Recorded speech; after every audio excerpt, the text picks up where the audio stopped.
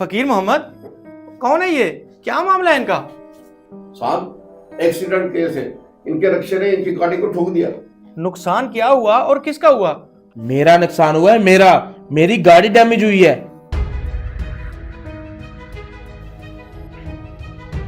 और rickshaw? Rickshaw तो साहब बिल्कुल तबाह हो गया। फकीर मोहम्मद, बाबा जी को खड़ा क्यों किया हुआ है? सर, इस दौलतमंद शख्स को अपने साथ बिठाने पर एतराज था, इसलिए बाबा जी खड़े हैं। अच्छा, तो ये बात है। बाबा जी बैठे आप। साहब आपका बहुत शुक्रिया। मैं तो समझ रहा था यहाँ गरीबों के लिए कोई जगह ही नहीं है।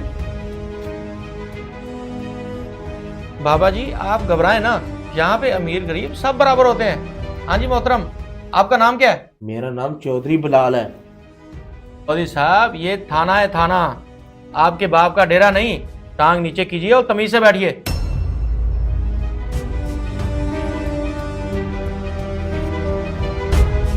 और बाबा जी आपका क्या नाम है?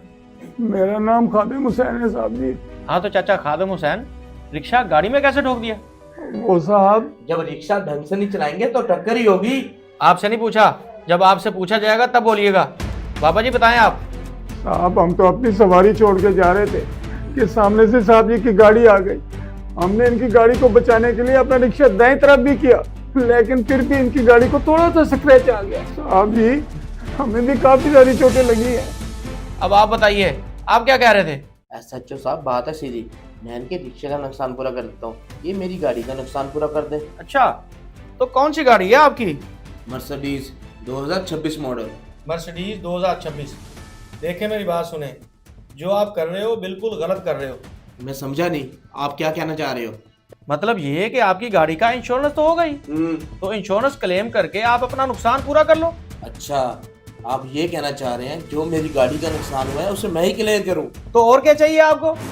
चाहिए तो कुछ भी नहीं, मुझे मेरे नुकसान की कीमत दिलवा दे, बस बात खत्म। नुकसान हुआ कहाँ है? साहब अभी तो आपको बताया मेरी गाड़ी का कितना नुकसान हुआ है। देखें चौधरी साहब, नुकसान आपका तो नहीं हुआ, नुकसान तो आपकी गाड़ी का हुआ है। देखे सर, गाड़ी को खरीदने में पैसा मेरा, मेरी मेहनत लगी ना, तो नुकसान तो मेरा ही हुआ ना। इस एक्सीडेंट में इस गरीब की जान चली जाती है तो क्या कीमत देते आप? मैं क्यों देता इसे? इंश्योरेंस कंपनी जो इसका राइट था वो देती इसे। तो उसी इंश्योरेंस कंपनी से आप अपनी गाड़ी ठीक करा लो। अब्बा जी आपको क्या हुआ? चोट तो नहीं लगी? मुझे पता चला आपका एक्सीडेंट हुआ है, आप थाने में हैं, आपको चोट तो नहीं लगी? ओ भाई, अब तुम कौन हो?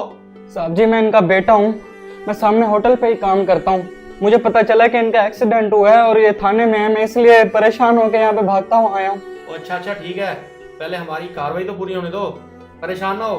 बाबा जी आप इसको तसल्ली दें। ये इमोशनल स्टोरियां बंद करो, पहले मेरे नुकसान का अदाला करवाएं। ओ भाई तुम्हारा ही काम कर रहा हूँ। बाबा जी आप बच्चे को घर भेजो ताकि आगे बात करें हम। बाबा जी ये किस नुकसान की बात कर रहे हैं?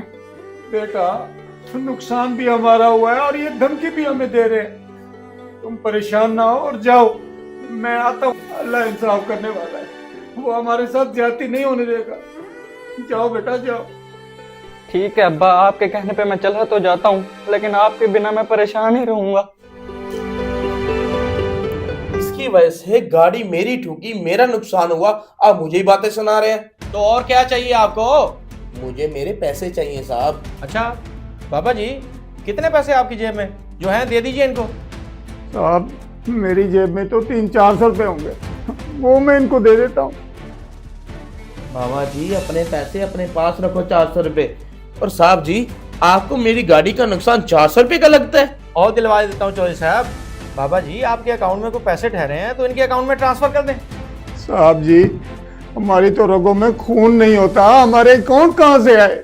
हम गरीब आदमी हैं, ताजी कमाकर ताजा खाते हैं, हमारे पास पैसे कहाँ से आए? भाई गरीब आदमी हो तो मैं क्या करूं, वो नाक पे मक्खी नहीं बैठने दे रहा, तो तुम्हें क्या जरूरत थी अपने से गरीब आदमी को टक्कर मारने की?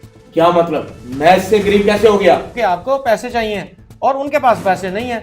उनको तो ये डर खाया जा रहा है कि पुलिस वाले उनको पकड़ के बंद न कर दें। देखो कैसे हाथ जोड़ के बैठे हुए हैं। लेकिन चौधरी साहब आपको किस चीज की कमी है? आपका तो सिर्फ मटेरियल का नुकसान हुआ है, उस बेचारे को तो चोटें भी लगी हैं, उसकी रोजी रोटी खत्म हो गई। अगर उसका रिक्शा 10 दिन तक ठीक नहीं होता तो उस बेचारे के घर का तो चूल्हा बंद हो जाएगा। बूढ़ा है बेचारा, मजदूरी भी नहीं कर सकता, वो बेचारा बच्चों को खाना कहाँ से ला कर देगा? कोई किसी को जानबूझ के टक्कर नहीं मारता। इंसान जब घर से निकलता है तो उसके सामने कुत्ता भी आ जाए तो वो कोशिश करता है कि उसको भी बचा लूं।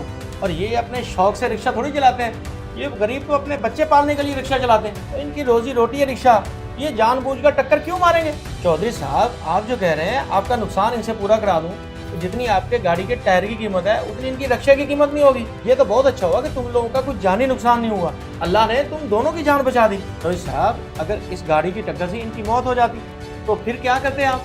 इसके बच्चों के आंसुओं को कौन पूछता?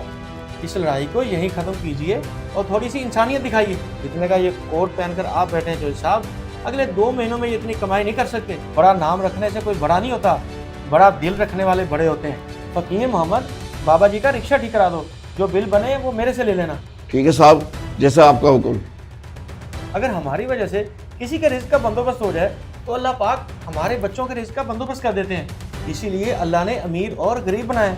और चौधरी साहब आप तो इनसे भी ज़्यादा गरीब हो। बाबा जी आप इनके साथ जाएं और नक्शा बनवाएं, पैसे मैं इनको दे दूंगा। 1 मिनट रुकें बाबा जी, ये ले 1.5 लाख रुपया, ऐसे करें पुराना रिक्शा अखबार में बेच दें और ये नया ले लें। अब आपका बहुत बहुत शुक्रिया, आपने मुझ गरीब का ख्याल रखा। साहब जी आपका बहुत बहुत शुक्रिया, आपने मेरा साथ जगाया और मुझे इतनी गहरी बात समझा दी।